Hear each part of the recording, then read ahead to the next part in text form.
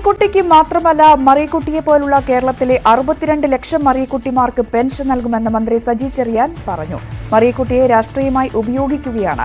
Pension 600 രൂപയിൽ നിന്നും 1600 രൂപയാക്കിയത് LDF സർക്കാരാണ്. സംസ്ഥാനത്തിന് നൽകേണ്ട പണം കേന്ദ്രം തരുന്നില്ല എന്നും സജി ചെറിയാൻ പറഞ്ഞു.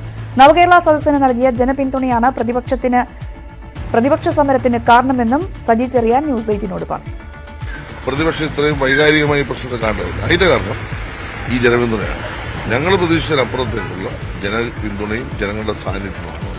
അപ്പോൾ സ്വാഭാവികമായിട്ടും പലതരത്തിലുള്ള ഇടപെടൽ പ്രതിപക്ഷം നടത്തി. ബഹിഷ്കരിച്ചു, വാഹനത്തിലെടുത്തു, കരിങ്കൊടി കാണിച്ചു, വണ്ടിയുടെ മുമ്പ് ചാടി മരിക്കാൻ വന്നു, മന്ത്രിമാരെ ആക്ഷേപിച്ചു, ഒരുപാട് കാര്യങ്ങൾ ചെയ്തു.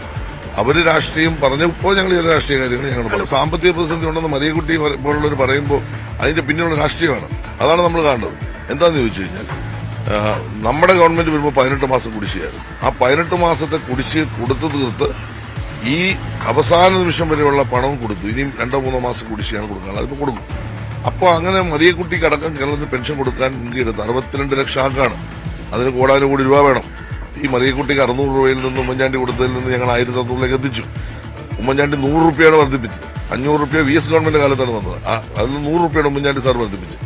1600 എത്തി, സമയബന്ധിതമായി കൃത്യമായി കൊടുത്തു. എവിടെയാണ് പ്രശ്നം വന്നത്?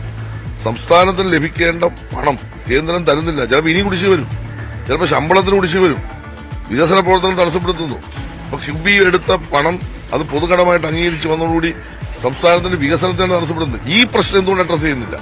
ഇതാണ് മാധ്യമങ്ങളും ഇതാണ് പൊതുസമൂഹം ചർച്ച ചെയ്യേണ്ടത്. അല്ലാതെ മറിയക്കുട്ടിക്ക് 1600 കൊടുക്കുന്ന നല്ല പ്രശ്നം. മറിയക്കുട്ടിയെ പോലുള്ള കേരളത്തിൽ 62 ലക്ഷം മറിയക്കുട്ടിമാർക്ക് പെൻഷൻ കൊടുക്കത്തില്ലെന്ന് ഞങ്ങൾ പറഞ്ഞിട്ടില്ല, കൊടുത്തിരിക്കും.